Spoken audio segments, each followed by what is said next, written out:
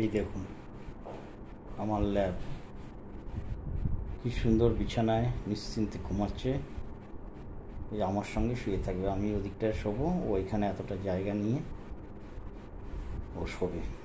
ওর জন্য আমি স্পেস করে রেখেছি, আমি একদম ওয়ালের ধারে সেটে গেছি। আমার কষ্ট হবে, ওর জন্য কষ্ট না হয়। দেখুন ওকে রিল্যাক্সে, ও জানে যে আমি এমন মালিকের কাছে আছি, আমার কোনো কষ্ট সহ্য করবে না মালিক। এদের এই সন্তানের মতো ভালোবেসে এভাবে রাখতে হয়।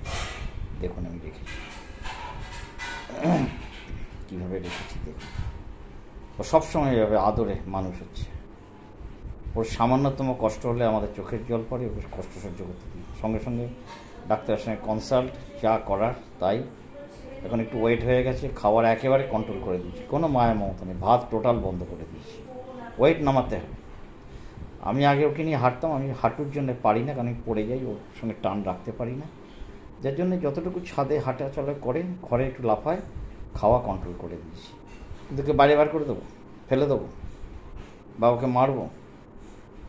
আমি নিচে আমার 6-7টা স্ট্রিট ডগ আছে, রাস্তা তো, ওরা আমার কলপারে আসে, খায় দায়, আমার রাস্তায় এখন খাবার দিই। 7-8টা স্ট্রিট ডগ আছে, আমি এদের নিয়ে চলি।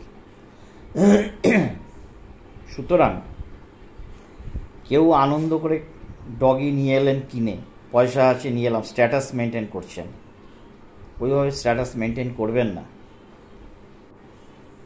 ওইভাবে স্ট্যাটাস মেনটেন। আমি পরিষ্কার বলে দিচ্ছি, কপালে দুঃখ আছে, আমি বলছি।